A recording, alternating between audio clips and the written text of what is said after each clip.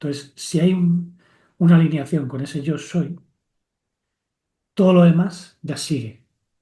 Que esto es muy diferente a lo que enseña la religión, porque la religión te dice, no, Dios te manda, Dios te dice lo que tienes que hacer y si obedeces, pues vas al cielo o vas a un paraíso o recibes la bendición.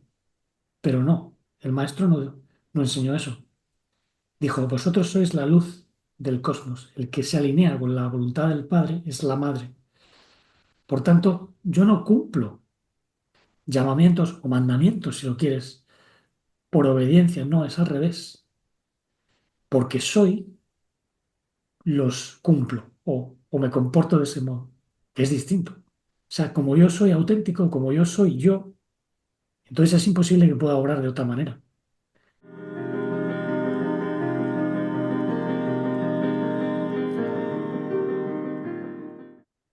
Bienvenidos nuevamente al espacio en armonía. Hoy voy a hacer una pequeña presentación para el vídeo que ahora mismo os voy a poner. Es una sesión que tuvimos las personas que hemos estado conectadas al proyecto que vengo desarrollando hace tiempo y surgió en una conversación la idea de hablar sobre lo que significaban realmente los llamados 10 mandamientos, que en realidad no eran 10 mandamientos. Lo vais a ver, no lo vais a entender por qué. Y mientras estábamos hablando, y sobre todo cuando hice la exposición, pues vinieron intuiciones que ni siquiera estaban pues, preparadas, ¿no? Cuando uno se conecta a la conciencia universal del maestro, la enseñanza llega y somos instruidos. Por eso también me pidieron que compartiese el vídeo, así que lo voy a hacer públicamente, ¿no? Es algo que nos sorprendió a todos y vais a ver que surgen temas increíbles ya no solo de crecimiento interior, sino también pues, de cómo funciona el universo o las dimensiones de la física cuántica, por así decirlo, ¿no? Aunque eso ya entra dentro de un marco espaciotemporal, pero vais a ver el sentido, ¿no? Ya que los 10 mandamientos en realidad son 10 principios de funcionamiento universal cuando se interpretan de acuerdo a los códigos originales que están contenidos en la sabiduría hebrea, en la lengua hebrea. Y el maestro incluso resumió todo eso, porque, bueno, como sabréis algunos, los fariseos le dijeron, a ver, ¿cuál es la ordenanza más importante? Ordenanza no significa necesariamente mandamiento, pero él dijo, la ordenanza más importante pues, es amarás a Yud-Ha-Vahei Elohim con todo tu corazón, todo tu alma vital y todo tu moaj, todo tu cerebro mental, toda tu mente. Bueno, Yud-Ha-Vahei Elohim no es un Dios separado, él mismo lo expresó, ¿no? Es la madre, y todos somos la madre cuando cumplimos la voluntad del bendito. Eso es muy importante a tener en cuenta, por eso está en el Nuevo Testamento. Es decir, que no es un Dios separado en una jerarquía piramidal donde se ordena a unos seres inferiores a hacer algo. Yo te ordeno, yo te mando. Eso no está en la Torah original. El Yud-Had Elohim es el ser al que pertenecemos, el ser universal que pertenecemos como tejido colectivo. Y cuando somos ese ser, entonces adoramos al ser que somos, no tenemos imágenes externas o ídolos externos, respetamos lo que se llamaba Shabbat, que no es dejar de trabajar un viernes, no, no, es hallar la serenidad, el descanso y la nutrición del alma todos los días. Así sucesivamente, el maestro explicó el sentido interno de los llamados mandamientos, que son más bien encomiendas, llamados de la conciencia, porque es lo que somos.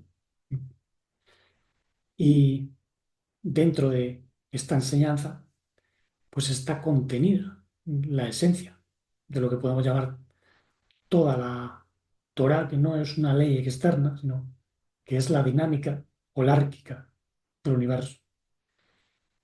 Para explicarlo más en detalle, dejaré también un artículo en el blog, Canto de Realidad, y todo esto con una misión muy importante, que es purificar nuestro alma humana o adámica, la cual contiene muchas mm, transgresiones del propio orden universal y por tanto se manifiestan esas transgresiones en forma de obstáculos, confusión, tristeza, enfermedad.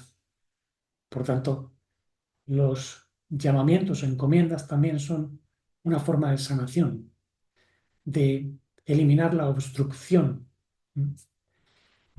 Y son universales porque de algún modo se han manifestado en diferentes tradiciones de manera más o menos completa, pero en esta en concreto están todos. Y el maestro añadió incluso dos principios que en realidad son lo que desarrollan después todas esas manifestaciones, ¿no? Porque el que se ama a sí mismo y a su prójimo como a sí mismo, pues evidentemente no roba, no mata, no adultera en ningún sentido. Este era el mensaje original, ¿no? Pero claro que es amarse a uno mismo. ¿Qué es amar al prójimo como a ti mismo? Si uno se ama de manera egoísta, ¿cómo amar al prójimo? Entonces hay que lograr amarse en el sentido de purificarse. Y esto es importante por lo que comunicamos a los demás, a nuestro alrededor, ¿no? Que es lo que os decía en la pestaña de publicaciones. El sentido original del nacimiento virginal no es un nacimiento virgen o de una virgen biológica, sino el nacimiento de un alma en un bebé humano cuyos padres ya han trabajado internamente. Eso fue simbolizado por Joseph y Mariam, que son símbolos, son códigos. No hay que pensar necesariamente que los padres del Mesías biológico se llamaban así. O sea, eran arquetipos de la semilla que se llamó a Joseph en el Antiguo Testamento, ¿no? La semilla de conciencia transmitida desde Abraham. Y Mariam, que son las aguas amargas del alma, donde también las endulzamos por medio del palito, que es el árbol de la vida. De esto se habló en códigos. Y cuando endulzamos las aguas amargas, se purifica nuestro alma vital. Por eso, las personas que se unen físicamente, ¿no? Para dar a luz un hijo, pues transmiten un nefesh o un alma purificada, porque ya nacen de un proceso virginal de conciencia. Y lo mismo ocurre con los hijos que tenemos cuando nosotros transmitimos una idea. Yo cuando lanzo semillas de conciencia, de algún modo me convierto en padre espiritual sin intencionarlo. Esto es lo que enseñó el maestro. Él dijo, el que cumple la voluntad del padre es la madre, somos la madre, dijo, ¿no? Los que cumplen la voluntad del padre son la madre. Y la madre no es algo separado del padre, porque sin madre o sin padre no hay madre y viceversa, ¿no? Para el padre ser función de padre, tiene que haber un tejido universal, un universo, donde se siembra, se gesta. Estos son funciones femeninas, las cuales son objetivas, no son invenciones, ¿no? Como decía algún filósofo. No, es que los conceptos de hombre y mujer son relativos. Depende. Relativos en ciertos contextos. Porque hoy en día se está perdiendo la idea de feminidad como algo nutricio, algo amoroso, el cariño, el cuidado. Eso es femenino. La intuición es femenina. La creatividad es femenina. Pero no se puede dar sin cualidades masculinas, como son la siembra de semillas, la direccionalidad, ¿no? La diligencia, la voluntad. Por eso se dijo, honrarás a padre y a madre. En fin, muchos de estos principios que pocos entendieron realmente y que deben manifestarse en nosotros. Por eso ahí os dejo mm, en el blog el artículo, no lo he terminado todavía, y el vídeo, que ahora mismo pues os pondré, ¿no? Y sin más, bueno, pues muchas gracias para los que seguís ahí escuchando y apoyando.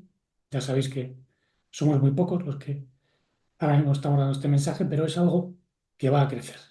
Mm, Hay líneas de tiempo que se están ya purificando y confluyen en una línea de tiempo mucho más llena de luz. Y esto no es una teoría, no me lo estoy inventando. Esto se sabe dentro de tu conciencia. Por eso, bueno, también tener conciencia de que todo esto requiere mucho esfuerzo, mucho sacrificio. Llevo ya muchos años escribiendo en el blog, 7 años tiene este proyecto en este canal, ¿no? Y es increíble, ¿no? Como poco a poco ha ido creciendo. Y bueno, como sabéis, ahí tenéis la caja de comentarios para hacer cualquier pregunta o observación. En la cajita de información os dejo maneras de colaborar también de otros modos, ¿no? Incluso por Bizum en España.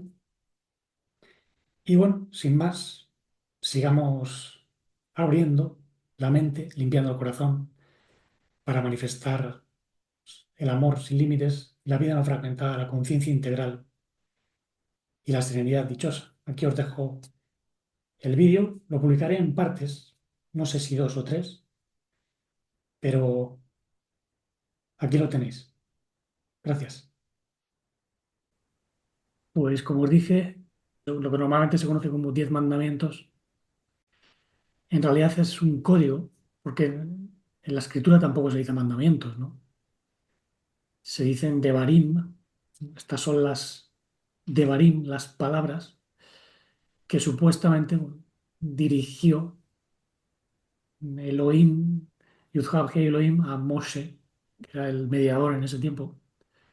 Lo que pasa es que hay que tener en cuenta que lo que se puso por escrito ni siquiera es lo que enseñó Moisés, ¿no? Eso, digamos que vino después, o sea, por lo menos tal y como se ha traducido hoy, en castellano, en inglés o en cualquier lengua, ¿no? Había una tradición oral hebrea donde se transmitieron muchos más códigos de los que aparecen en las traducciones, aunque si nos vamos al hebreo, entonces ahí encontramos muchos matices que son impresionantes.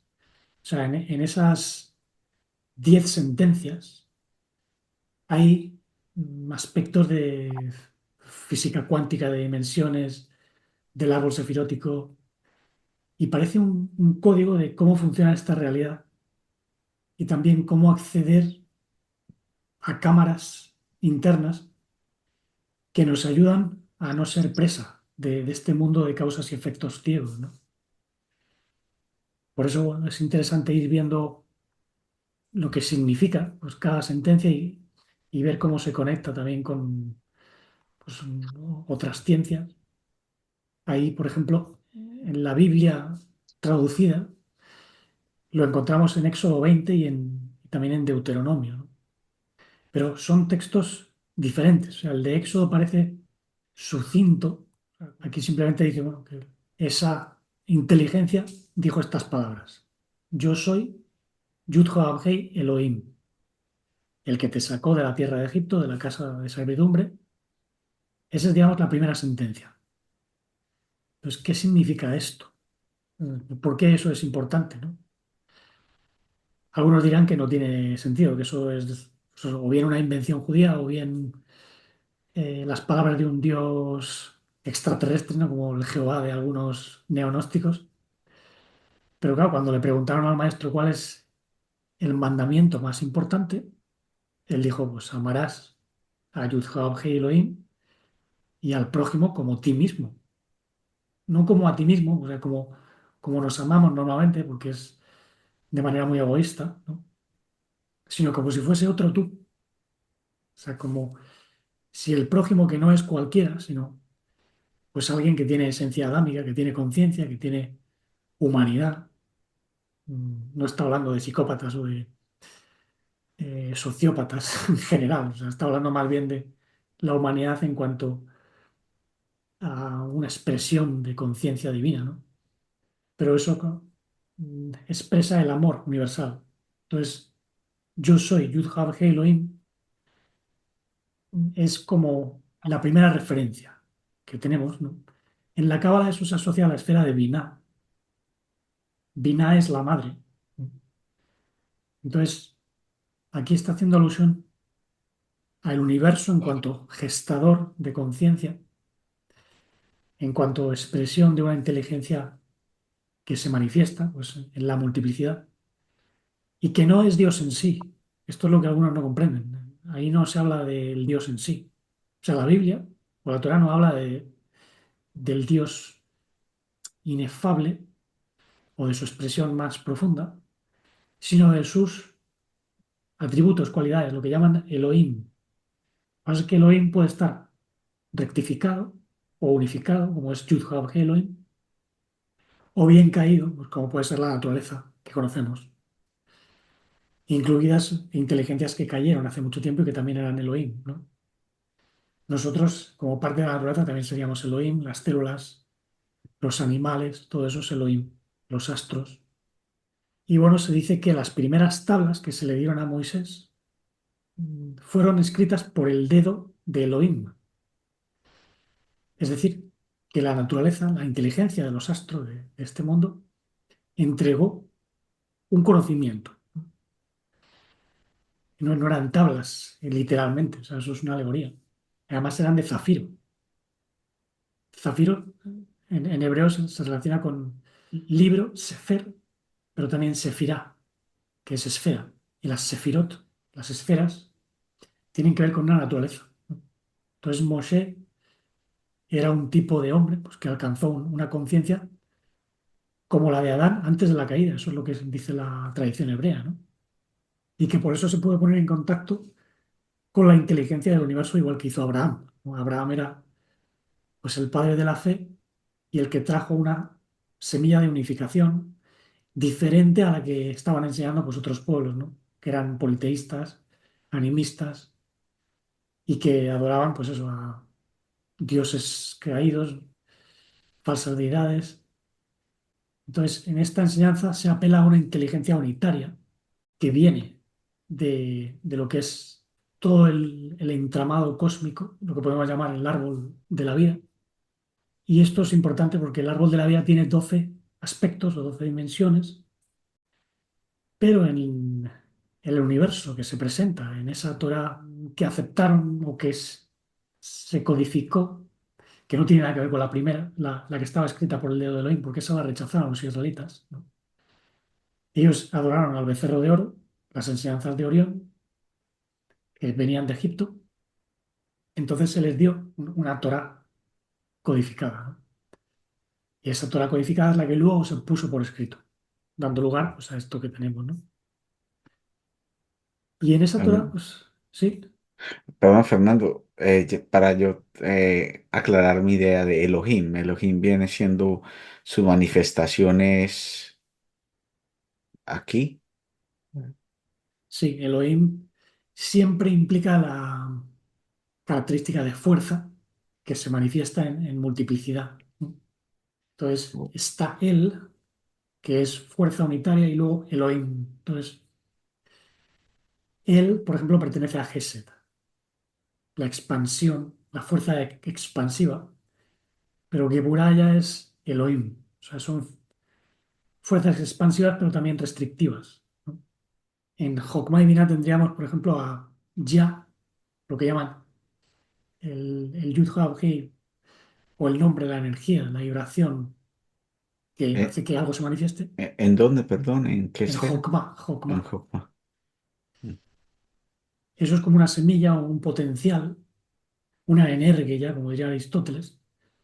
Y luego Yud-Hah-Vahey Elohim, que es Binah, es el despliegue de esa energía en una multiplicidad de fuerzas, Elohim, ¿no? Pero que en este caso están unificadas, es decir, no hay una división realmente, es todo un entramado unitario. Pero todo eso viene de algo previo. Por ejemplo, Keter es la corona universal. Entonces, ¿qué es Keter? ¿Y qué viene antes de Keter? Bueno, en la Cábala dirían que está el Ein Sof, Aur, el Ein Sof y el Ain. El Ain es nada que podamos pensar, pero todo lo que no podamos pensar también. O sea, es un potencial tan grande que ni siquiera se puede pensar. Ni siquiera lo podemos llamar Dios porque ahí ya estamos utilizando una noción teológica, ¿no? Ein Sof es sin límites y el Ein Sof Aur es la luz del sin límites. Bueno, esa luz es el Ená, lo que somos, vosotros sois la luz del cosmos y ese Ená tiene un propósito. Eso es Ratzón, la voluntad de ser, de donarse. Pues esos dos frutos son los que tenemos que manifestar en cada vida, o en cada expresión de Elohim. Nosotros somos una expresión de Elohim, pero cuando los unificamos, todos los poderes o fuerzas, nos convertimos en una expresión de la luz primordial, ¿no? Y estos 10 llamamientos, vamos a decirlo así, son un código para comprender lo que no debemos violar, por así decirlo, para poder manifestar esa esencia. Y no es algo meramente exclusivo del judaísmo, porque bueno, en el taoísmo se habla de la madre de las 10.000 cosas. Y hay un montón de enseñanzas donde son 10 las dimensiones, ¿no? Por ejemplo, en la parábola de la mujer que tenía 10 monedas, perdió una, entonces encendió las luces, barrió la casa para encontrar a que se había perdido, ¿no? O sea, es una alegoría, igual que pues, un pastor que tenía 100 ovejas, otra vez múltiplo de 10, perdió una y dejó a las 99 para ir a buscar a la que se había perdido. Claro, esto en física cuántica también se dice de algún modo, porque según las estimaciones, los cálculos, solo conocemos de manera muy escueta el 5% de la realidad. Pero hay efectos gravitatorios que no se explican si no hubiese pues, un 95% de materia que no se ve y energía que no se ve. Lo llaman energía oscura y materia oscura. Entre las dos constituyen el 95%, ¿no? Y ese 95%, que ya es muchísimo, o sea, es la mayor parte de la realidad. O sea, se correspondería con lo que la Cábala llama 99%. Y ahí hay algo que, claro, la ciencia no puede medir, no puede comprender porque no tiene instrumentos, porque el instrumento es el ser humano. Nosotros somos el organum, como dirían en griego, ¿no? Sí. Aristóteles ha hablado de eso.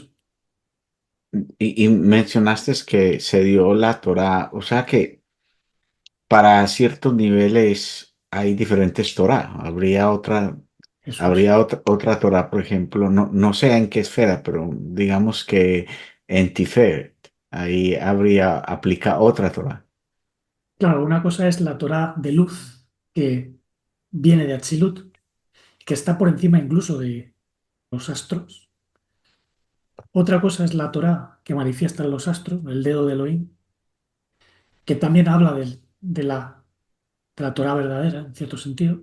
Y otra cosa es la Torá, pues eso, astral, la condición de causas y efectos en este mundo de planeta, de astros.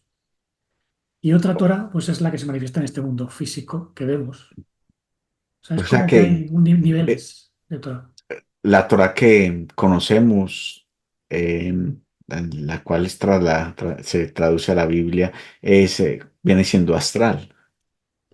Tiene mucho componente astral, pero también depende de cómo la interpretes.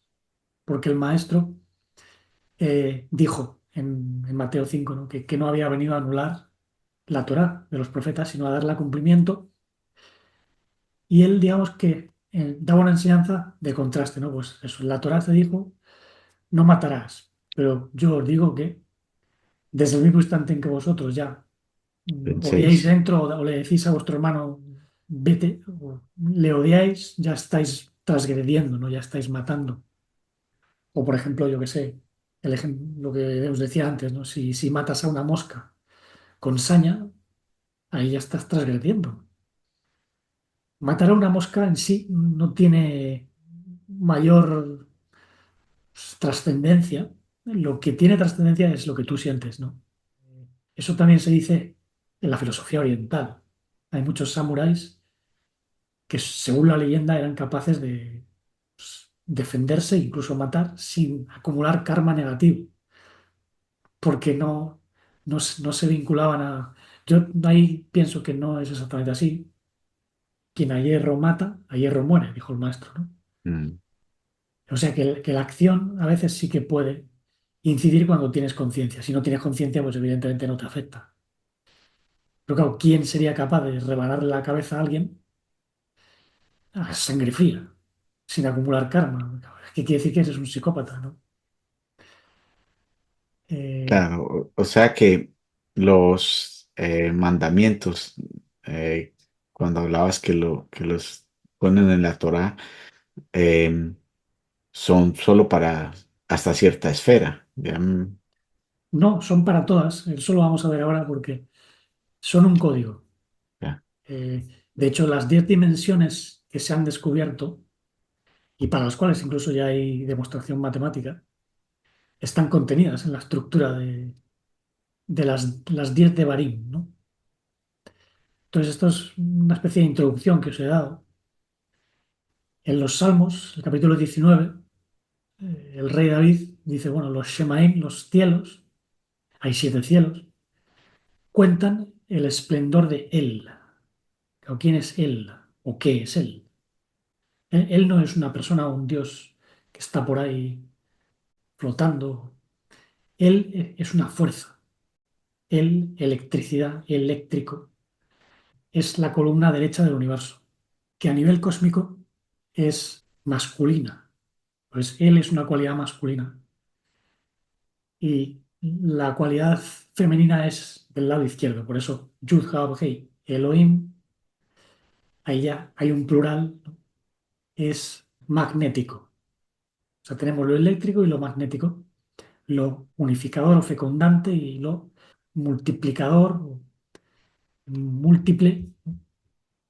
Entonces, lo que dice el rey David es que los cielos, los Shemaim, cuentan como si fuese una historia la esencia de él y el firmamento anuncia las obras de sus manos, ¿no? Es decir, que lo que llamamos cielos, mm, todos los sistemas solares, todas las galaxias, están contando una historia. Y esa historia entraña ya la liberación de lo que llamamos alma, ¿no? En la enseñanza hebrea. Mm, Alma es la doncella, es una luz, mm, una inteligencia femenina que en parte ha quedado atrapada en el 5%. O sea, no todo el alma o el alma está atrapada. Fernando, yo no distingo bien lo que se refieren con que la Shejina está atrapada. O sea, la Shejina no es el Espíritu Santo. La Shejina que viene siendo las almas, nosotros las semillas con...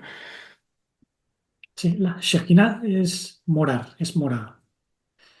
Lo que pasa es que parte de la morada, lo que podemos llamar la luz, el éter, la radiación, eso es la Shejina, es donde mora el bendito. El bendito mora en un océano de luz, es la Shejina.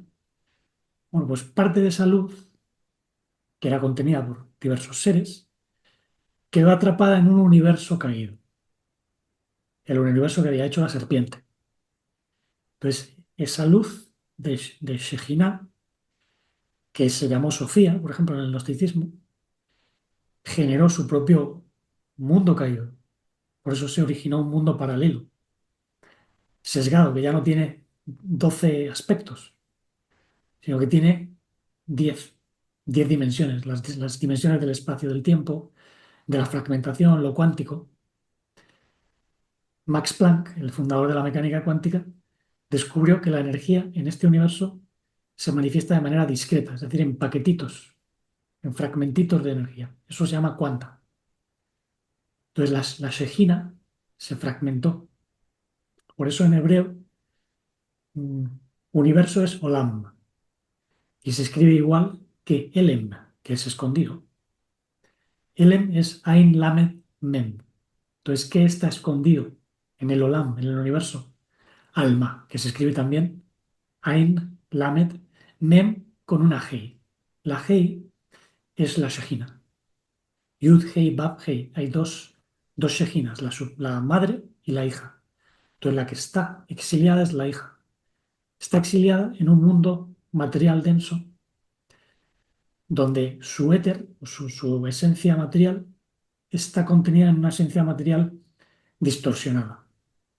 Nosotros la tenemos, o sea, somos Shejina, somos Alma, la doncella, pero tenemos que lograr que se conecte a su origen. Y esto es por medio de una intelección, lo que llaman el cerebro cósmico, el Mesías, Mashiach, el cerebro de la existencia, Yesh Moach. Y para eso, digamos que hay unos códigos que fueron dados pero que no fueron comprendidos. Es descubrir cómo se mueve la energía. Las sefirot, por ejemplo, son capacitadores y los senderos son los eh, canales por donde fluye la energía. Entonces, cada vez que nosotros accionamos las dinámicas del árbol de la vida, la energía fluye y no hay problema. Pero cuando accionamos algo en contra del árbol de la vida, porque estamos más en el árbol del conocimiento, entonces nos cae palo. Que eso es lo que llaman pues, la ira de Dios, el castigo, ¿no? Son maneras de hablar antiguas, que pertenecen incluso a la época de Aries, que era muy guerrera, ¿no? Nosotros estamos en la época de Piscis ya acabando, entrando en Acuario, por tanto, estamos a caballo entre lo religioso, la fe de Piscis y el conocimiento de Acuario, ¿no? Por eso hay muchas maneras de comprender la Torá. Hay algunos que la interpretan de manera religiosa, otros de manera científica, otros de manera filosófica. ¿Quién tiene la verdad? Bueno, cada uno tiene un fragmento y es interesante pues, ser más abiertos, ¿no? Entonces, esa primera sentencia, el yo soy Yud-Hah Elohim, yo te saqué de la tierra de Egipto, de la casa de servidumbre, hace alusión pues a aquella inteligencia cósmica universal que ayudó a los israelitas a salir de enseñanzas que te anclan en los egiptos, que es este mundo. Los egiptos son Mitzrayim, que representan las fuerzas caídas. Y estas fuerzas caídas nos mantienen atrapados, se alimentan de nosotros. Entonces, el Yud-Hah Elohim es la madre cósmica, que es el origen de nuestros espíritus más elevados, pero también por acción del origen más profundo, la voluntad universal, el Padre, como lo queramos llamar, ¿no? Decía el maestro que nosotros somos la madre. Aquí hay una diferencia, porque dice yo soy Yud-Hah Elohim. Claro, ese yo soy en la religión lo interpretan como un Dios separado, pero el maestro dijo no, el que cumple la voluntad del Padre es la madre, es Yud-Hah Elohim. Por tanto, nosotros si cumplimos la voluntad que se expresa en estos 10 llamamientos, somos esa deidad, somos parte, somos holones de esa deidad, porque en el árbol de la vida no hay jerarquías, hay holarquías. Tanto cada olón expresa el todo, ¿no? Eso es la esencia de la unicidad.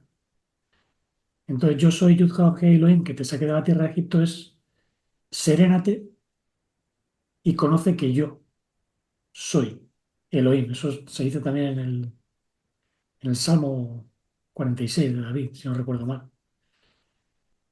Be still and know I am God, ¿no? En inglés. O sea, somos parte de esa conexión. Y esta es la primera dimensión, que es Keter. O sea, aquí estaríamos asociando el primer statement o la primera afirmación con Keter. Keter, que es la corona, y dentro tiene pues el enay y el propósito, ¿no? Que es lo que ya se expresaría pues, en otros árboles, como este que ya os he enseñado a veces, ¿no? Son los 12 frutos del árbol de la vida. Tiene 7 aspectos, pero 12 frutos, ¿no? Y aquí pues se habla de eso, de 12 letras simples, las tres madres, las siete dobles, y todo eso está también contenido en los siete llamamientos, ¿no? El primero es la conexión con el yo soy universal. Entonces, si hay una alineación con ese yo soy, todo lo demás ya sigue. Que esto es muy diferente a lo que enseña la religión, porque la religión te dice, no, Dios te manda, Dios te dice lo que tienes que hacer y si obedeces, pues vas al cielo o vas a un paraíso o recibes la bendición. Pero no, el maestro no enseñó eso. Dijo, vosotros sois la luz del cosmos, el que se alinea con la voluntad del Padre es la Madre. Por tanto, yo no cumplo llamamientos o mandamientos, si lo quieres, por obediencia, no, es al revés. Porque soy, los cumplo o me comporto de ese modo, que es distinto. O sea, como yo soy auténtico, como yo soy yo, entonces es imposible que pueda obrar de otra manera. Por eso el segundo llamamiento es no tendrás o no te harás imágenes de nada del mundo. Mm, Es decir, como decía el maestro, solo a Yuhao Hei Elohim adorarás y le amarás con toda tu mente, con todo tu alma vital, con la Neshama, con todo tu cerebro. O sea, mente, corazón y cuerpo. La visceralidad, la emocionalidad y la inteligencia de tu mente. Entonces, ese segundo llamamiento es Jokma. Entonces, en Jokma vemos, claro, no te harás imágenes. Si nosotros nos dejamos llevar por las imágenes que vemos con la carne, es imposible que nosotros podamos ser nosotros mismos, porque ya creemos que somos un animal de carne con huesos, que tenemos impulsos. Entonces, todo lo que vemos fuera y en nuestro cuerpo son ídolos. Entonces, ya no solo es hacerse imágenes, que es lo que creían muchos, ¿no? Algunos decían, pues eso, que no hay que hacerse representaciones de Dios, que no hay que adorar estatuas, imágenes. Claro, los judíos no tienen estatuas o imágenes, pero tampoco entienden lo que es no te harás imagen, porque ellos mismos pues se han hecho una imagen de lo que tiene que ser seguir a Dios, ¿no? Y bueno, pues al final es la religión más minoritaria, o sea, la más extendida es el cristianismo, donde hay muchísimas imágenes, ¿no? A no ser que sea el protestantismo, donde no hay pues ni Cristo ni nada en las iglesias. Pero claro, dentro del protestantismo pues ha habido masacres también, ¿no? Calvino pues, era un asesino. Los protestantes y los evangélicos también han dado para el pelo a la gente, ¿no? Es decir, que hay tanta idolatría como en cualquier otra parte. Y bueno, en este caso no hacerse imágenes, no crear las propias imágenes mentales tampoco. Hay muchas imágenes que nos están hablando de mentiras, de seguir las pasiones del mundo. Entonces hay que interpretar el llamamiento de una manera mental también, porque esto también es algo muy interesante. O sea, lo que son las tablas de la ley son los dos hemisferios del cerebro. Eso sería entonces pensar con una mente más abstracta. O más concreta, depende, según se mire. Porque ¿qué es más abstracto? Eh, la ley que plantean los políticos, ¿no? O muchos filósofos, o la ley del amor universal que está en nuestros corazones, porque nos la ha impuesto, o impreso, mejor dicho, el universo. Yo pondré la Torá en vuestros corazones, dice Jeremías 31. O sea, ya no está fuera, ya no está escrita, no está en un libro, la pondré en vuestros corazones. Y entonces entenderéis, ¿no? Lo que significa todo esto. Entonces eso es más concreto porque si lo tengo dentro, mm, no es abstracto. Lo que sí que hay es un nivel de comprensión distinto. Porque yo puedo leer la Biblia literalmente, o bien siguiendo las pistas, investigando pues este vocablo, esta frase, o el tercer nivel que es el drash, ¿no? Las parábolas, las alegorías, o bien ya el sod. que es el secreto desvelado. Esto que estamos haciendo ahora es puro Sod. O sea, es explicar todo tal y como lo ve la conciencia mesiánica que ya fue demostrada, ¿no? Entonces, claro, si esto se corresponde con Jokma, el segundo llamamiento es también la dimensión segunda. Claro, ¿qué es la dimensión segunda? La primera es el punto, es el potencial, es la verticalidad, ¿no? La conexión con, es algo más profundo, ¿no? Dice Israel, pues que el sol es el alimento también, sí. Sodio, es el sodio de nuestra alma. Y la segunda dimensión es la horizontalidad. Es decir, el punto, como decían los pitagóricos, se mueve con una línea, ¿no? O genera una línea. Esa línea es la dirección, eso es el propósito. Y esa segunda dimensión, pues es lo que nosotros vemos en nuestra mente en Jokma. Por eso el propósito y el Ena están en todos. Están en Keter, están en Jokma, están en Binah, pero no del mismo modo. O sea, el propósito potencial en Keter comienza a ser visible en Jokma. Lo vemos en nuestra mente. Si nosotros vemos lo que tenemos que hacer y cómo es desde nuestra verdadera esencia, pues tenemos más del 50% del camino recto recorrido. Y es aquí donde debemos comprender que el ser justo es ser uno mismo. No es obedecer a una ley que te impone un Dios, ¿no? Sigue mi ley, si no te castigo. No es eso. O sea, es seguir tu corazón y tu voluntad y tu conciencia, porque entonces nunca te equivocarás. Es que es alucinante. O sea, esto cambia totalmente la interpretación que se ha dado a la escritura, ¿no?